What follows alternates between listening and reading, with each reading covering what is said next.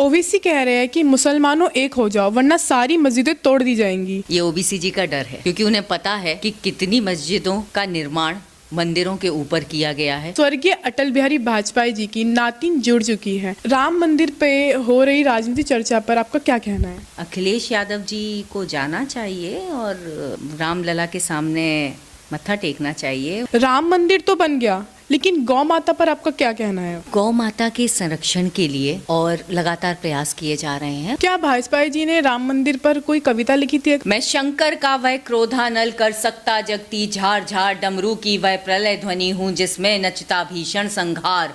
रणचंडी की अतृप्त प्यास में दुर्गा का उन्मत्त हास में यम की प्रलयंकर पुकार जलते मरगट का धुआंधार। नमस्कार, आप देख रहे हैं खबरें भारत। आज हमारे साथ स्वर्गीय अटल बिहारी वाजपेयी जी की नातिन जुड़ चुकी है। राम मंदिर पे हो रही राजनीति चर्चा पर आपका क्या कहना है? राम मंदिर का जो विषय है वो सांस्कृतिक विषय है, वो धार्मिक विषय है।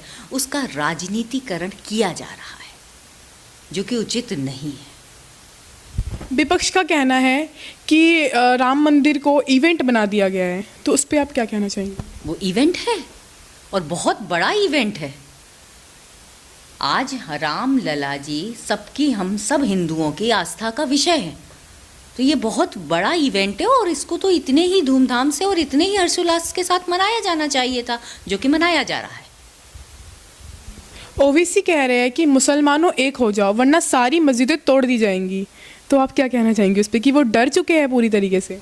ये ओबीसी जी का डर है, क्योंकि उन्हें पता है कि कितनी मस्जिदों का निर्माण मंदिरों के ऊपर किया गया है, तो शायद ये उनका डर है। ज्ञान वापी इसके बारे में आपको जानकारी होगी ही। और हमारा कोई भी हिंदू धर्म, हम भारतीय जनता पार्टी, हमारे देश के प्रधानमंत्री, किसी राष्ट्रीय स्वयंसेवक संघ, विश्व हिंदू परिषद, किसी ने भी इस तरह की कोई बात नहीं की है। ये उनका डर है, वो जो इस तरह की बात करके अपना डर उजागर कर रहे हैं।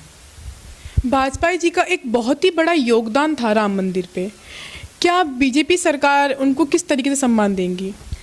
वाजपेयी जी का बहुत बड़ा और महत्वपूर्ण सपना था राम मंदिर का निर्माण, और ये हमारे देश के यशस्वी प्रधानमंत्री नरेंद्र भाई मोदी जी जो इसको सच कर रहे हैं, भारतीय जनता पार्टी जो इसे साकार कर रही है, यही उनके लिए सबसे बड़ी श्रद्धांजलि है, जो कि 22 जनवरी 2024 को स्वर्गीय पंडित अटल बिहारी वाजपेयी जी की आत्मा को शांति मिलेगी। 2024 के चुनाव को लेके इस पे क्या असर पड़ने वाला है? 2024 का चुनाव लोकतांत्रिक प्रक्रिया है और ये राम भक्तों को तय करना है कि वो इस पर क्या असर डालते हैं और इसका क्या प्रभाव पड़ता है। राम मंदिर तो बन गया, लेकिन गौ माता पर आपका क्या कहना है? गौ माता के संरक्षण के लिए और लगातार प्रयास किए जा रहे हैं। भारत सरकार ने, हमारे यशस्वी प्रधानमंत्री जी ने कामधेनु आयोग करके एक बनाया है, जिससे कि गौ उत्पाद का बाज़ार में उनको लाया जा रहा है और उससे घी और गौमूत्र और बहुत सारे उत्पाद उससे बन रहे हैं। अखिलेश यादव जी का कहना है कि अगर हमें बुलाया जाएगा तो हम जाएंगे, और दूसरी ओर उन्हीं की सांसद पार्टी कह रही है कि हम इस दिन काला दिन बनाएंगे। ये उनका दोहरा चरित्र, उनकी दोहरी मानसिकता इसको आप कह सकती हैं कि दिखा रही है कि वही एक तरफ कह रहे हैं कि अगर उन्हें बुलाया जाएगा, निमंत्रण दिया जाएगा तो वो जाएंगे, और उन्हीं के पार्टी के सांसद इसका विरोध कर रहे हैं। तो ये दोहरी मानसिकता का प्रमाण दे रहा है। और अखिलेश यादव जी को जाना चाहिए और उन्हें वहाँ पे जाके रामलला के सामने मत्था टेकना चाहिए, उनसे क्षमा याचना भी करनी चाहिए। क्या वाजपेयी जी ने राम मंदिर पर कोई कविता लिखी थी? अगर लिखी थी तो आप उसके सामने लाइए। जी, राम मंदिर पर तो नहीं, मैं ये कह सकती हूँ कि जो हिंदू हैं और ये हमारा हिंदू राष्ट्र है, उस पर उनकी बहुत ही एक प्रचलित और सबने सुनी है। मैं शंकर का वह क्रोधानल कर सकता जगती झार झार डमरू की वह प्रलय ध्वनि हूँ जिसमें नचता भीषण संहार।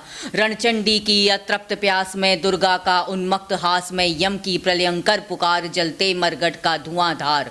फिर अंतरतम की ज्वाला से जगती में आग लगा दूं मैं, यदि धधक उठे जल थल अंबर जड़ चेतन तो कैसा विस्मय। हिंदू तन मन हिंदू जीवन रग रग हिंदू मेरा परिचय। धन्यवाद, यही सवाल था मेरा आपसे।